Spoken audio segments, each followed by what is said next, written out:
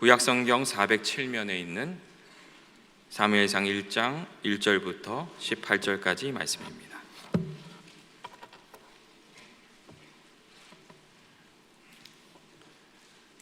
(1절부터 18절까지) 말씀 같이 공독하도록 이렇게 하겠습니다. 에브라임 산지 라마다임 소빔에 에브라임 사람 엘가나라 하는 사람이 있었으니 그는 요함의 아들이요 엘리후의 손자요 도우의 증손이요 숲의 현손이더라. 그에게 두 아내가 있었으니 한 사람의 이름은 한나요 한 사람의 이름은 분인나라. 분인나에게는 자식이 있고 한나에게는 자식이 없었더라. 이 사람이 매년 자기 성읍에서 나와서 실로에 올라가서 만군의 여호와께 예배하며 제사를 드렸는데 엘리의 두 아들 홈니와 비느하스가 여호와의 제사장으로 거기에 있었더라. 엘가나가 제사를 드리는 날에는 제물의 분깃을 그의 아내 분인나와 그의 모든 자녀에게 주고 한나에게는 갑절을 주니 이는 그를 사랑함이라. 그러나 여호와께서 그에게 임신하지 못하게 하시니 여호와께서 그에게 임신하지 못하게 하심으로 그의 적수인 분인나가 그를 심히 격분하게 하여 괴롭게 하더라. 매년 한나가 여호와의 집에 올라갈 때마다 남편이 그같이 하매 분인나가 그를 격분시키므로 그가 울고 먹지 아니하니 그의 남편 엘가나가 그에게 이르되 한나여 어찌하여 울며 어찌하여 먹지 아니하며 어찌하여 그대의 마음이 슬프냐. 내가 그대에게 10 아들보다 낫지 아니하냐 하니라. 그들이 실로에서 먹고 마신 후에 한나가 일어나니 그때의 제사장 엘리는 여호와의 현 문설주 곁 의자에 앉아 있더라. 한나가 마음이 괴로워서 여호와께 기도하며 통곡하며 서원하여 이르되 만군의 여호와여 만일 주의 여종의 고통을 돌아보시고 나를 기억하사 주의 여종을 잊지 아니하시고 주의 여종에게 아들을 주시면 내가 그의 평생에 그를 여호와께 드리고 삭도를 그의 머리에 대지 아니하겠나이다. 그가 여호와 앞에 오래 기도하는 동안에 엘리가 그의 입을 주목한즉 한나가 속으로 말하며 입술만 움직이고 음성은 들리지 아니하므로 엘리는 그가 취한 줄로 생각한지라. 엘리가 그에게 이르되 내가 언제까지 취하여 있겠느냐. 포도주를 끊으라 하니 한나가 대답하여 이르되 내 주여 그렇지 아니하니이다. 나는 마음이 슬픈 여자라. 포도주나 독주를 마신 것이 아니요 여호와 앞에 내 심정을 통한 것뿐이오니 당신의 여종을 악한 여자로 여기지 마옵소서. 내가 지금까지 말한 것은 나의 원통함과 격분됨이 많기 때문이다 하는지라. 엘리가 대답하여 이르되 평안히 가라. 이스라엘의 하나님이 내게 기독하여 구한 것을 허락하시기를 원하노라 하니 이르되 당신의 여종이 당신께 은혜 입기를 원하나이다 하고 가서 먹고 얼굴에 다시는 금빛이 없더라. 아멘. 아멘. 예, 우리 비전센터 우리 할렐루야 한번 하겠습니다. 비전센터 할렐루야. 우리 성도들도 비전센터 성도들에게 할렐루야. 아주 복잡해졌습니다. 그래도 우리 너무 기쁜 게 우리 비전센터에서 우리 성도들이 같이 예배를 드리고 같은 마음으로 하는 게 영광 돌리 너무나 감사합니다. 요즘에 매일 우리가 묵상하는 말씀이 사무엘서입니다. 근데 사무엘서에는 세 사람의 흥미로운 인물이 출연하는데 첫째는 사무엘이고 둘째는 사울이고 그리고 다윗입니다. 이 세 사람은 아주 대단히 그 성격이나 유형들이 아주 다양한 성격을 보이고 있습니다. 그런데 이 세 인물이 이스라엘의 왕정 시대를 열어가는 매우 중요한 인물입니다. 그런데 이 사무엘서에 보면 이 세 인물 외에도 사무엘상을 이끌어가는 가장 중요한 여성이 나옵니다. 그 여성의 이름이 바로 한나입니다.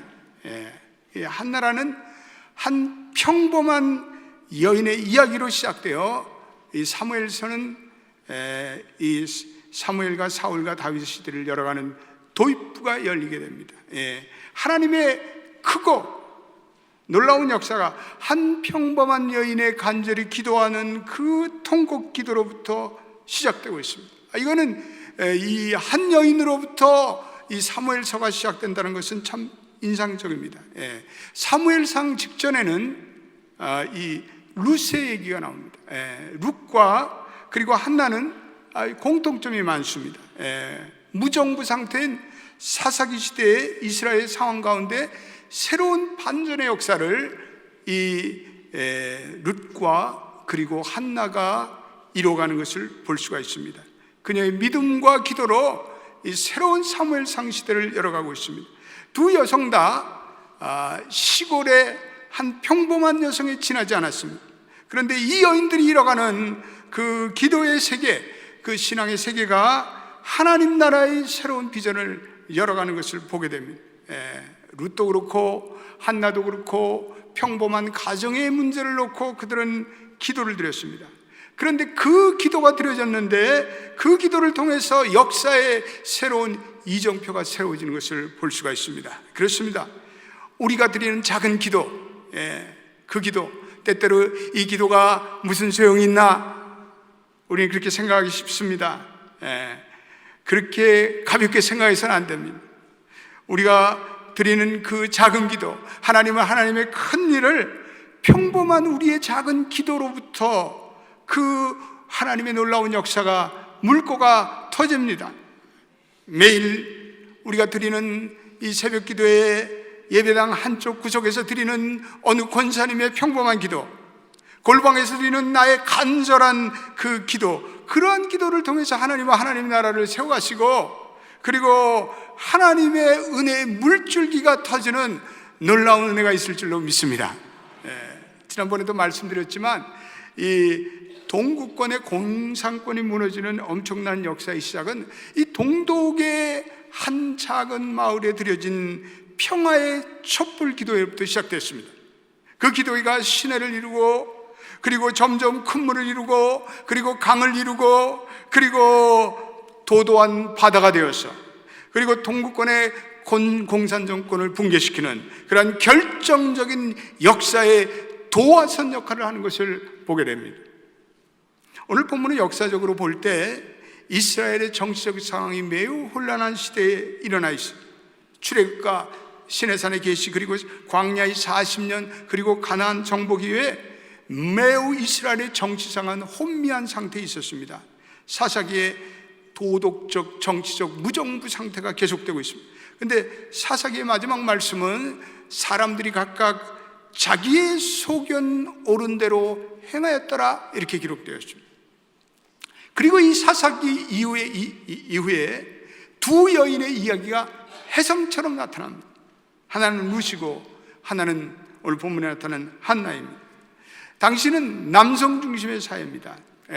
가부장적인 이런 사회에 도전해서 새로운 여성의 상을 제시하고 있습니다. 룻은 결국은 다윗의 증조보가 됩니다.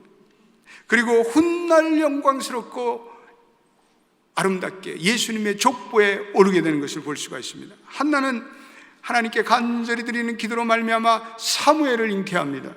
그리고 그 사무엘로 말미암아 이스라엘의 영적인 르네상스를 열어가는 그런 귀한 연이 되는 그러한 사건이 오늘 본문에 기록되어 있습니다.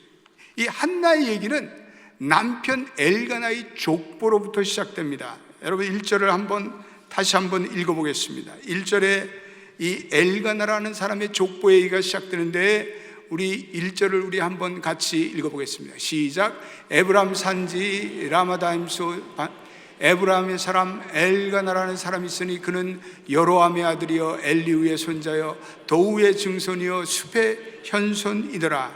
엘가나는 상당히 족보가 있는 집안의 출신이었음을 보여주고 있습니다. 또 에브람이라는 산지는 비옥한 산지였습니다. 그래서 재력이 있는 집안이었습니다. 뼈다귀가 있고 부유한 집 엘가나에게, 그러나 그 내면에는 무언가 가정의 어려움을 안고 있었습니다. 목회를 하면서 어떤 가정들 보면 모든 것이 너무나 잘 갖춰 있고 아름답고 또 외면적으로 평화스러운 가정 같을 것 같아서 야, 저 가정은 참 행복하겠다, 그렇게 짐작을 하는데 아닙니다.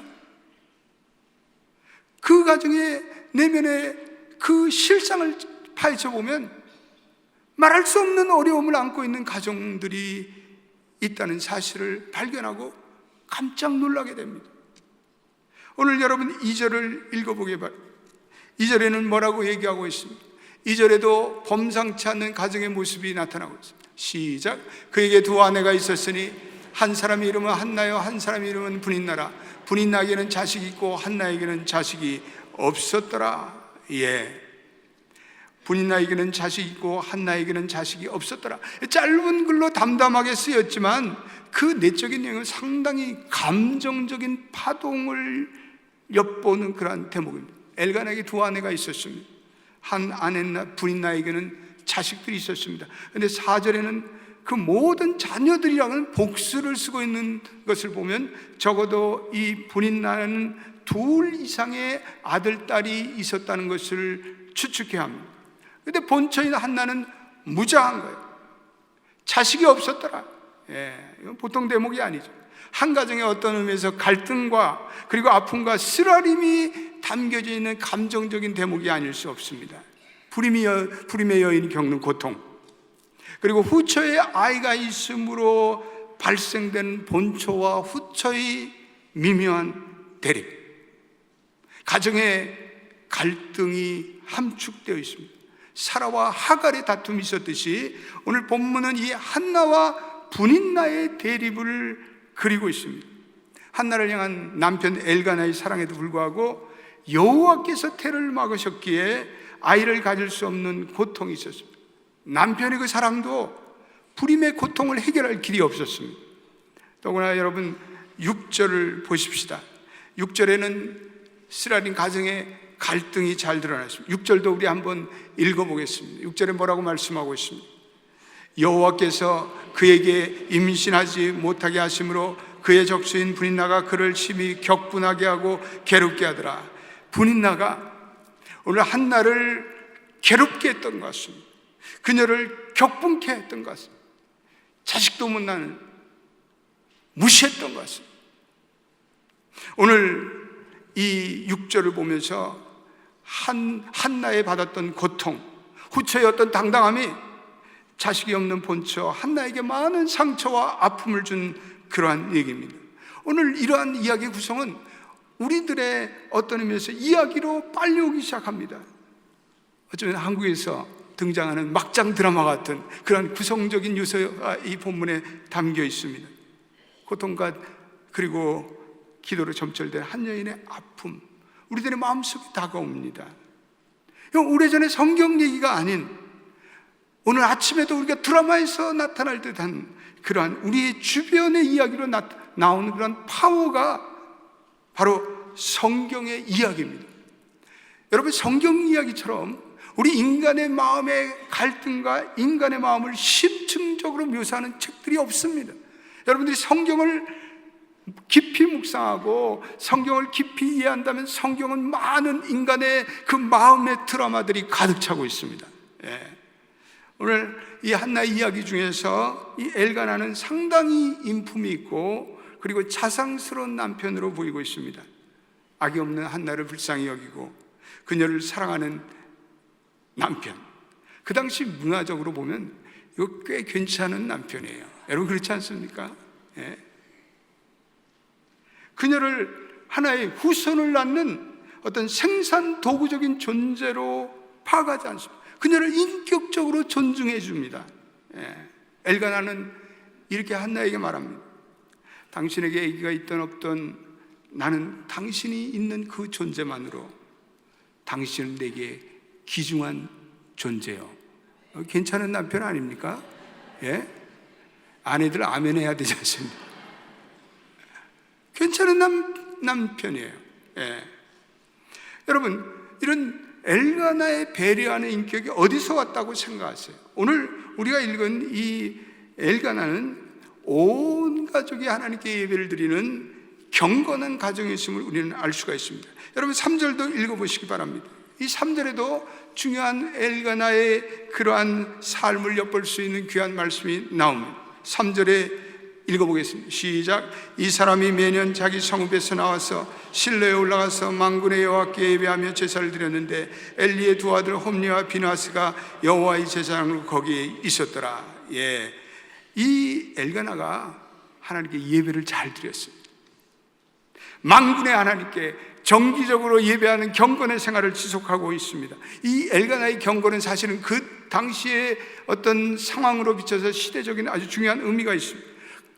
그 당시에는 사람들이 자기의 영적인 소견대로 행하던 그러한 시대였습니다. 영적인 혼탁한 시대에 이 엘가나의 가정은 그 시대를 거슬러 올라가서 여호와를 경외하는 남은 자의 모습으로 살아왔기 때문에 그렇습니다. 사랑하는 우리 연합교회 모든 성도들의 가정들이 오늘날 이 피폐한, 이 사악한 이 시대에 이러한 모든 세상의 풍조를 따르지 않고 하나님을 따르고 하나님을 경외하고 하나님을 예배하는 경건의 가정이 되시기를 예수의 이름으로 축원드립니다. 여러분들의 가정이 그런 가정들이 되시기를 원합니다. 세상이 그렇다고 우리도 세상처럼 따라가서는 어떻게 되겠습니까? 오 주여, 우리의 가정은 자손만대 여호와의 말씀을 지키며 여호와께 경건히 행하고 여호와께 예배하고 기도하는 가정이 되게 하여 주옵소서. 오늘 한나는 그 마음이 괴로운 여인이었다고 묘사하고 있습니다. 10절에도 뭐라고 말씀하고 있습니까? 10절에도 그 한나의 그 마음이 잘 나타나가 있습니다. 같이 읽어보겠습니다. 시작. 한나가 마음이 괴로워서 여호와께 기도하고 통곡하며, 11절에도 주의 여종의 고통을 돌아보시고, 15절에도 나는 마음이 괴로운 사람이라, 마음이 슬픈 자라. 이 슬픈이라는 단어는 아나임이라는 특별한 단어를 사용하고 있는데, 이것은 고통당하다, 궁핍하다, 그러한 의미를 안고 있습니다. 그런데 하나님은 이 아나임의 사연을 가진 하나님의 백성을 나의 백성으로 부르고 있습니다. 아나임의 고통을 가진 자들이 하나님께 부르짖을 때 이 백성은 나의 백성이다, my people이다, 이렇게 얘기하고 있습니다. 한나의 기도는 고통당하는 의인의 기도였습니다. 성경을 보면 하나님의 백성들이 고통당하는 장면들이 곳곳에서 나옵니다. 특별히 출애굽기 직전에 이스라엘 백성들이 얼마나 고통을 당하는지 모릅니다. 그렇지만 그들이 눈물의 기도 가운데 하나님께 부르짖어 기도했다고 말씀하고 있습니다. 그리고 그 기도가 하나님께 상달되었습니다. 하나님의 백성들이 눈물의 기도 가운데, 통곡의 기도 가운데 자기가 누구인지를, 정체성을 깨닫는 경우가 얼마나 많은지 모릅니다. 적지 않은 성도들이 고통이 있기에 예수님을 만납니다. 고통이 있기에 예수님께 부르짖어 기도합니다. 그리고 믿음이 자라는 경우가 얼마나 많습니까? 고난이 믿음의 성숙을 이루는 경우가 얼마나 많은지 모릅니다. 그러므로 우리의 고난과 우리의 고통들이 하나님 나라를 위한 믿음의 성숙으로 이어지기를 축원합니다. 한나의 기도는 눈물, 고통 가운데 부르짖는 통곡 기도입니다. 한나는 자기의 모든 아픔과 상처를 다 가지고 하나님께 나아갑니다. 그녀는 사람과 다투지 않습니다. 한나가 분이 나와 싸웠다는 말이 나오지 않습니다. 한나는 사람을 상대하지 않습니다. 그리고 오직 하나님께 나아갑니다. 오늘 본문의 인상적인 것은 이러한 한나의 고난의 뒤에는 하나님의 특별한 계획이 있었다는 것입니다. 여러분 5절, 6절 읽어보시기 바랍니다. 거기에 참 놀라운 말씀이 나옵니다. 5절도 우리 한번 5절, 6절을 읽어보겠습니다. 시작. 한나에게는 갑절을 주니 이는 그를 사랑함이라. 그러나 여호와께서 그에게 임신하지 못하게 하시니, 여호와께서 그에게 임신하지 못하게 하심으로 그의 적수인 분이 나가 그를 심히 격분케 하고 괴롭게 하더라. 거기에 보면 여호와께서 그에게 임신하지 못하게 하니 두 번이나 반복됩니다. 동일한 구절에서 두 번이나 반복된다는 것은 이 말씀이 중요하다는 것입니다. 왜 한나에게 여호와께서 잉태하지 못하게 하셨습니까? 거기에는 한나를 통해 무언가 특별한 목적을 이루게 하십니다. 그 문제의 중심부에 하나님이 계십니다. 그리고 그 문제를 풀어나가는 중심부에도 하나님이 계십니다. 사랑하는 교회 여러분들의 그 문제의 중심부에 하나님의 계획이 있음을 믿습니까? 우리의 계획, 우리의 고난과 우리의 환난과 우리의 고통 가운데 거기에 하나님의 계획이 있다면 많은 분들은 믿지 못합니다. 그러나 그렇지 않습니다. 우리의 고난, 그 중심부에는 하나님의 목적이 있습니다. 오늘 9절로부터 11절에 한나의 기도의 모습이 잘 나타났습니다. 9절은 기도를 위해서 결련이 일어나는 한나의 모습이 그려져 있습니다. 여러분 9절도 한번 우리 읽어보겠습니다. 귀한 말씀이 아닐 수 없습니다. 시작. 그들이 실로에서 먹고 마신 후에 한나가 일어나니 그때 제사장 엘리는 여호와의 전 문설주 곁에 의자에 앉아 있었더라. 오늘 한나는 일어납니다. 오늘 한나는 불행의 자리에 그냥 앉아있지만 않습니다. 그녀는 불행을 해결하기에 하나님께 과감히 나갑니다. 한나가 자리에서 벌떡 일어나서 그래서 기도하기 시작합니다. 통곡하며 기도하기 시작합니다. 그 마음의 고통으로 인해 더 간절히 기도합니다. 슬픔과 고통을 여미며 더욱더 은혜의 보호자로 나가는 간절한 기도를 드리고 있습니다. 두 번째, 오늘 본문의 그녀의 기도는 마음에서 나온 진실된 기도를 드렸습니다. 한나의 기도에는 고통당하는 여인의 깊은 마음의 그 상태가 잘 드러나 있습니다. 한나는 침묵으로 기도합니다. 12절과 13절에도 이렇게 얘기하고 있습니다. 중요한 대목입니다. 12절 13절 우리 같이 읽겠습니다. 시작. 그가 여호와 앞에 오래 기도하는 동안에 엘리가 그의 입을 주목한즉 한나가 속으로 말하며 입술로만 움직이고 음성은 들리지 아니한 엘리는 그가 취한 줄로 생각한지라. 오늘 보니까 한나가 입술만 움직이고 소리가 들리지 않아요. 깊은 마음으로 기도하기 때문에 그렇습니다. 근데 한나의 그 침묵의 기도를 지켜보는 사람이 있었어요. 그래 엘리 제사장. 그런 엘리는 그 한나를 오해합니다. 한나가 술에 취하였다고 착각합니다. 그러나 한나는 엘리가 생각하는 것처럼 그 속에 술을 집어넣은 것이 아닙니다. 오히려 자기의 영혼을 쏟아 부었다고 한나는 항변합니다. 오늘 15절에 이런 놀라운 은혜의 말씀이 나옵니다. 15절도 우리 한번 같이 읽어보겠습니다. 시작. 한나가 대답하여 이르되 내 주여 그렇지 아니하니 나는 마음이 슬픈 여자라 포도주와 독주를 마신 것이 아니요 여호와 앞에 내 심정을 통한 것인 것뿐이오니. 내 주여 나는 마음이 심히 슬픈 여자라. 여호와 앞에 내 심정을 통한 것이니, 여호와 앞에 내 심정을 통한 것이 영어로는 I was pouring out my soul to the Lord 이렇게 되어 있습니다. 하나님 앞에 내 마음을 쏟아놓다 이란 말씀입니다. 이 마음을 쏟아놓다 pouring out이라는 것은 무엇을 뜻하냐? 시편 62편 8절에도 백성들아 시시로 저를 의지하고 그 앞에 마음을 토하라. 하나님은 우리의 피난처시로다. 한나는 포도주와 술을 마시기커녕 여호와 앞에 자기의 마음을 토했습니다. 왜 그랬습니까? 여호와를 신뢰했기 때문에. 정말 우리가 신뢰하는 친구나 신뢰하는 영적 멘토에게 우리의 마음을 토해놓지 않습니다. 여러분과 제가 왜 하나님께 나가 우리의 비밀한 속내를 다 털어놓습니까? 그분은 믿을 만한 분이시기 때문에 그렇습니다. 그분은 우리를 긍휼히 여기시는 분이기 때문에 그렇습니다. 그분은 우리를 문제로부터 구원하시는 분이시기 때문에 그렇습니다. 할렐루야. 엘리는 한나가 재물도 없이 하나님께 자기의 지시도 없이 기도를 하고 예배드리는 그 모습에 관습을, 당시의 관습을 무시한 처사라고 생각합니다. 중재자도 없이 어떻게 하나님께 나아갈 수 있는가? 이 한나의 모습은 당시에는 파격적인 모습입니다. 구역 성경학자들은 이 한나의 모습 속에서 신약적인 기도의 모습을 발견할 수 있다. 한나가 이러한 종교적인 계율과 제도를 깰 수 있는 것은 그녀의 간절한 마음이었습니다. 여러분, 진정한 영성이 무엇입니까? 우리의 간절한 마음을 가지고 나가는 것입니다. 우리의 깊은 갈망을 가지고 나가는 것입니다. 그래서 그 무엇도 후회됨 없이 하나님께로 직접 나가는 그러한 모습입니다. 한나는 엘리의 제사장의 책망에도 요동치 않습니다. 아랑곳 없습니다. 그리고 자기의 마음을 진실되게 하나님께 털어합니다.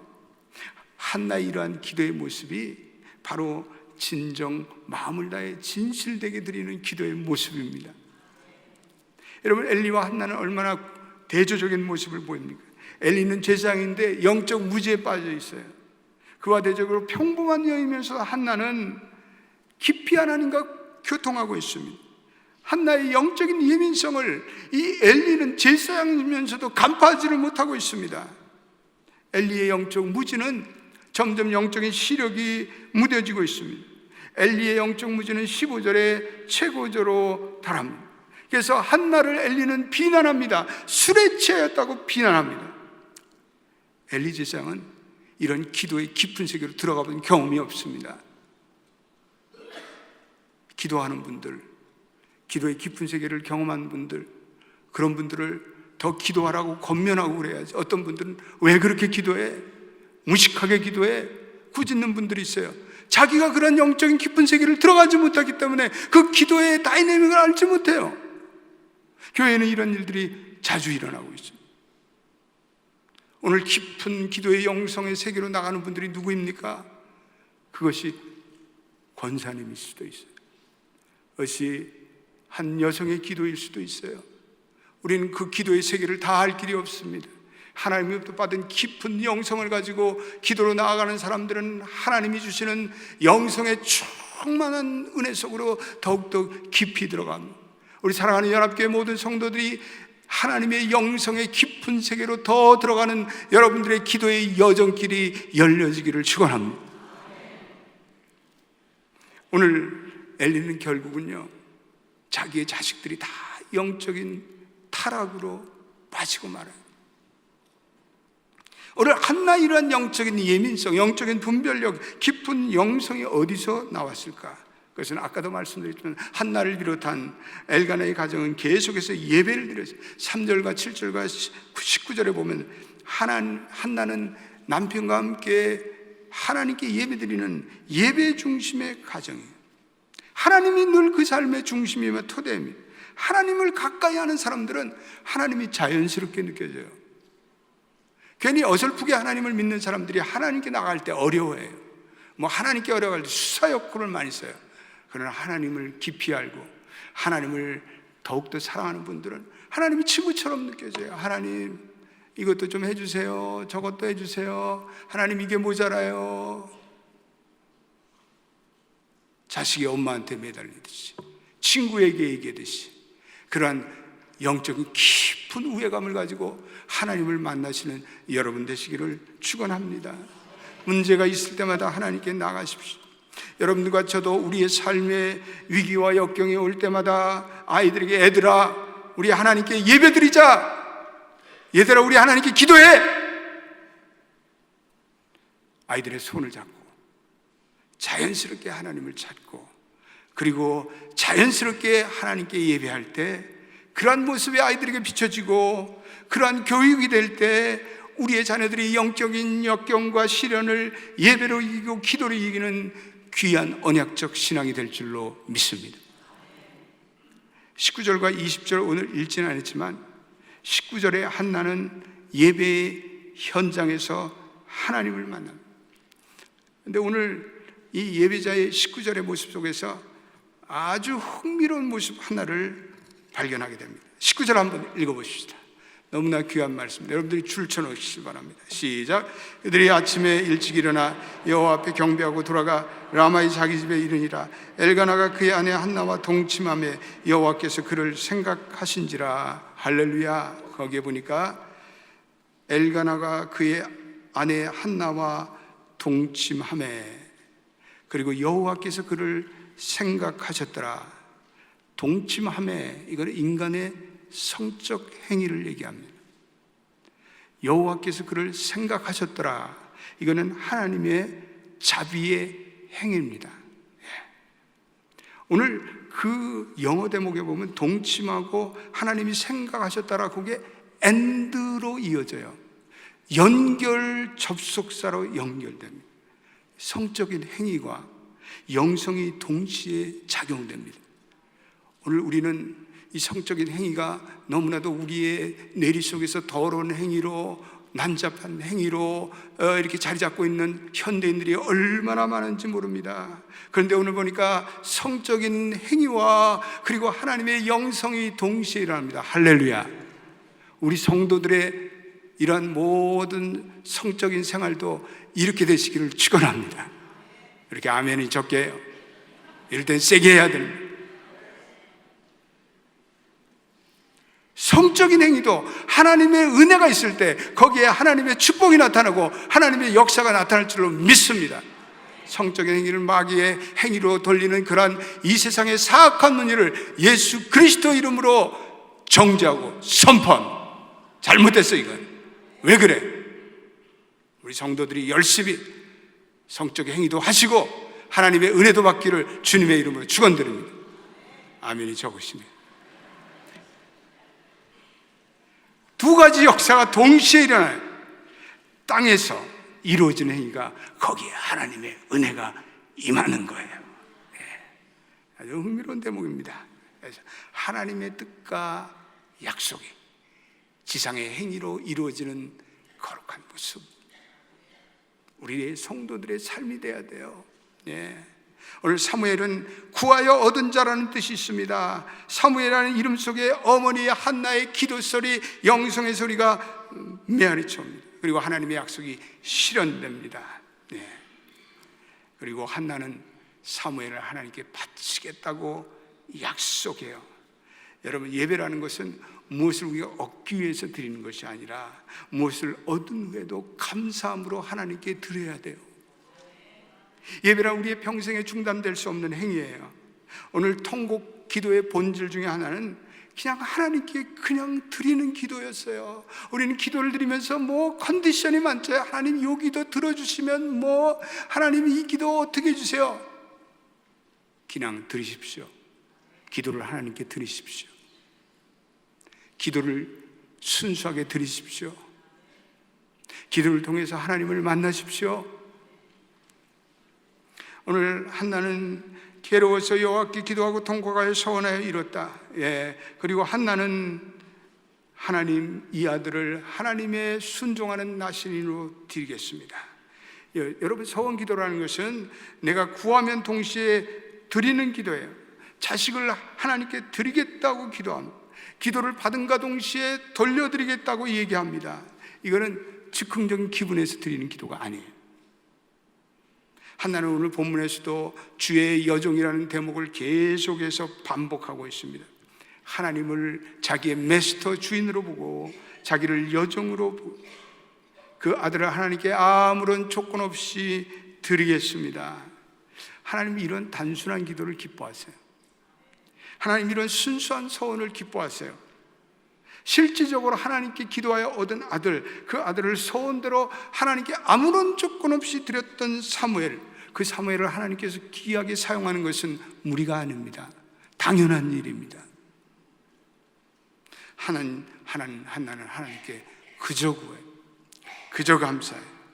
순수하게 하나님을 신앙합니다. 한나의 기도 속에서 한나는 하나님을 만납니다. 여호와께서 이뤄가는 구원의 역사는 어떤 일을 시키든지 어떤 것을 인도하든지 하나님 자신을 순종하겠습니다. 단순히 자신을 드리는 지순한 헌신으로부터 시작됩니다. 그녀는 변두리 인생이었습니다. 단지 고통을 알아달라고 하나님 내 고통을 알아주세요, 그렇게 간절히 기도한 순수한 기도였어요. 오늘 골방에서 교회 한무통에서 한나처럼 주님 앞에 겸손히 마음을 쏟는 그러한 신실한 그리스도인들이 있기에 오늘 이 땅의 교회의 미래가 어둡지 않습니다. 연합교회에 이러한 기도의 교우들이 존재하는 한 이 연합교회의 미래는 매우 희망찹니다. 한나처럼 주님께서 베풀어 주시는 주님의 은밀한 은혜를 가슴에 안고 고통당하는 의인들로 살아가는 여러 성도들이 힘을 내십시오. 하나님이 여러분들의 기도에 응답해 주실 것입니다.